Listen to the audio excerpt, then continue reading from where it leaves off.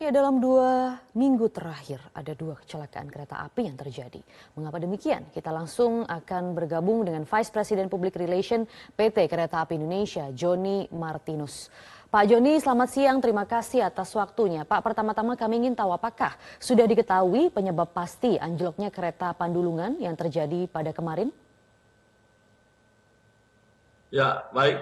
Terima kasih Mbak Maria. Pertama-tama kami tentu menyampaikan permohonan maaf ya kepada semua masyarakat, terutama pengguna kereta api atas 2 kejadian yang dalam waktu dekat ini terjadi.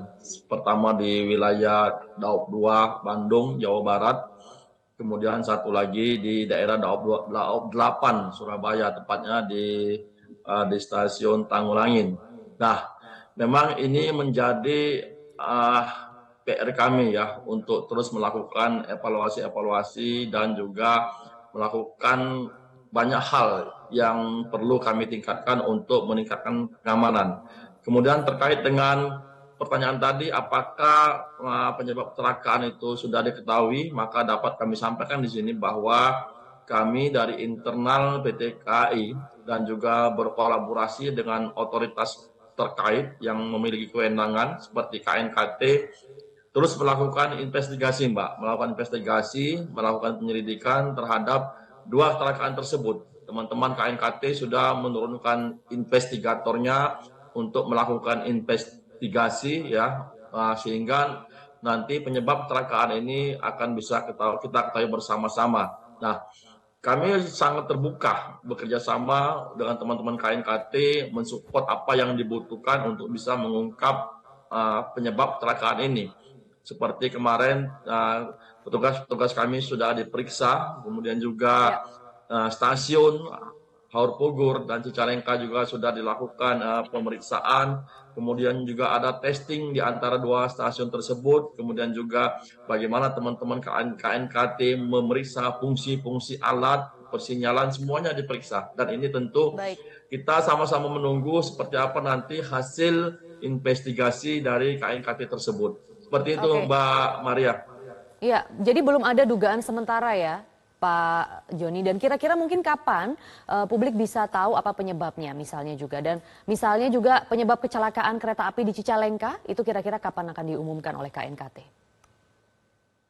Ya, memang sementara ini kami masih menunggu hasil dari investigasi teman-teman KNKT.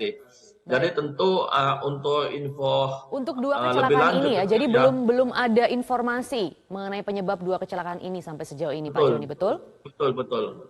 Ya, Oke. kita Kira-kira kapan Pak masih menunggu perkiraannya? hasil dari KNKT. Perkiraannya kira-kira kapan? Ya, untuk pikiran tentu sekali lagi bahwa ini semua kita serahkan ke KNKT ya. Kita dalam hal ini mensupport hal-hal yang berkaitan dengan investigasi tersebut. Baik. Pak Joni, untuk operasional perjalanan kereta api Daob 8 pasca anjloknya kereta api Pandalungan itu bagaimana saat ini? Baik, memang kemarin ya, tepatnya minggu pagi kemarin sekitar pukul 8 lebih kurang terjadi anjlokan kereta api Pandalungan. Nah, tentu ini juga menjadi suatu yang kami sangat sesali. Adapun setelah kami mendapat kabar anjlokan tersebut, tim kita bergerak ke lokasi, melakukan upaya-upaya untuk mengevakuasi baik itu lokomotif maupun gerbong yang anjlok, kemudian juga untuk menormalisasi jalur. Tepatnya dini hari tadi ya, sekitar pukul 2.45 dini hari tadi, semua gerbong dan lokomotif serta jalur sudah kita evakuasi dan kita normalisasi, sehingga tepat pada pukul 3:11 kereta api sudah bisa lewat di jalur tersebut. Kereta api yang pertama lewat itu adalah kereta api Belambangan, Mbak, dan sampai saat ini pun terus kita tingkatkan kapasitas kecepatan di sana, karena di awal kita hanya mampu untuk 5 km per jam di sana, kemudian kita naikkan pagi ini menjadi 20 km per jam, dan ini akan terus kita normalisasi menjadi kecepatan yang sudah disepakati atau ditentukan nantinya. Jadi saat ini Baik. alhamdulillah Mbak, semua kereta api baik itu yang datangnya dari arah Malang, kemudian dari arah Jember, dan dari arah Surabaya maupun dari arah utara lainnya itu sudah bisa melewati jalur tersebut. Oke, baik. Pak Joni, kalau dari evaluasi sementara mungkin yang sudah dilakukan itu ada tidak? Misalnya agar kita mengetahui ada apa sebenarnya dengan kereta api Indonesia? Karena kurang dari 1 bulan sudah ada 2 kecelakaan, Pak. Ya, tentu dengan adanya kecelakaan dalam kurun waktu yang berdekatan ini ya, ini akan menjadi evaluasi kami secara menyeluruh. Tidak hanya evaluasi terkait sarana, tapi juga prasarana ya. Jadi kita akan evaluasi secara menyeluruh Mbak Maria. Dari semua sisi, baik itu dari sarana seperti lokomotif, gerbong, kereta, kemudian prasarana. Prasarana itu jalan rel, kemudian persinyalan ya, kemudian juga termasuk dari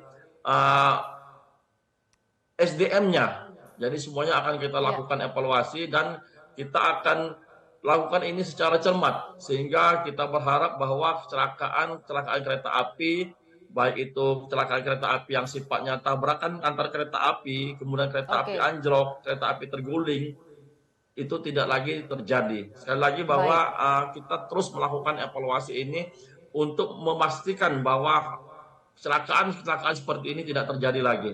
Baik, kalau dari evaluasi sebelum-sebelumnya yang pernah dicatat oleh KAI, misalnya saja Pak Joni, berapa presentasi kecelakaan yang disebabkan oleh faktor alam, kemudian oleh faktor manusia dan juga faktor teknis? Ya, kalau kita bicara tentang kecelakaan kereta api Mbak Maria ya, jadi memang kami ingin sampaikan dulu bahwa gangguan perjalanan kereta api itu dibagi menjadi dua. Ada yang namanya gangguan perjalanan kereta api karena kecelakaan kereta api, ada gangguan perjalanan kereta api yang non kecelakaan kereta api. Nah, kalau kita bicara dua kasus ini, maka ini adalah kecelakaan kereta api karena kereta apinya tabrakan dan kereta apinya anjlok atau terguling. Nah, hasil evaluasi kami memang pada kasus-kasus sebelumnya memang yang mendominasi saat ini kalau kami bisa simpulkan secara general maka Ya. didominasi oleh masalah teknis dan ini tentu akan menjadi perhatian serius kami terkait dengan dominasi kecelakaan kereta api yang terkait dengan teknis seperti ini. Seperti apa misalnya Pak teknis itu? Ya, misalnya teknis itu beberapa kejadian misalnya karena faktor bisa karena dimungkinkan faktor prasarana, bisa juga sarana, ya, bisa juga faktor persinyalan. Jadi itu yang bersifat teknis. Juga misalnya adanya faktor-faktor lain yang bersifat teknis lah, ya seperti itu.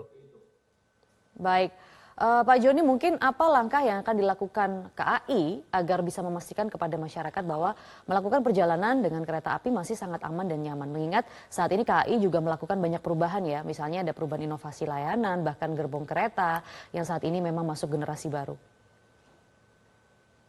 Ya, pertama tentu kami ingin menyampaikan kepada masyarakat ya bahwa kita terus berbenah dan kita terus melakukan langkah-langkah serta evaluasi terkait dengan kejadian-kejadian yang saat ini terjadi dalam waktu dekat adanya kecelakaan tersebut.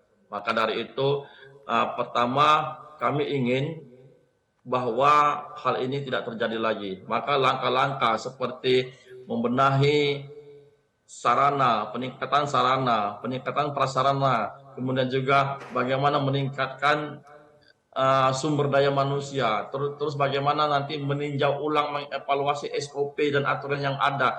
Ini semua akan kita lakukan, Mbak. Karena sekali lagi memang kita sebenarnya sudah mulai sangat banyak berbenah, mendatangkan sarana-sarana baru, gerbong-gerbong Baik, baru, ya. Itu semua kita lakukan dalam rangka salah satunya adalah menunjang keselamatan. Termasuk juga kita melakukan modernisasi persinyalan, Mbak. Dari yang baik, tadinya sinyal-sinyal mekanik menjadi sinyal elektrik. Kemudian baik. juga adanya pembangunan yang disupport oleh pemerintah seperti pembangunan double track, jalur ganda. Ini juga merupakan bagian dari upaya dan langkah-langkah kita untuk meningkatkan keselamatan perjalanan kereta api.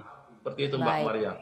Baik, tentunya kami akan terus dukung upaya-upaya tersebut dari PT Kereta Api Indonesia. Terima kasih Vice President Public Relation PT Kereta Api Indonesia, Joni Martinus, sudah bergabung di Metro Siang. Jelajahi cara baru mendapatkan informasi. Download Metro TV Extend sekarang.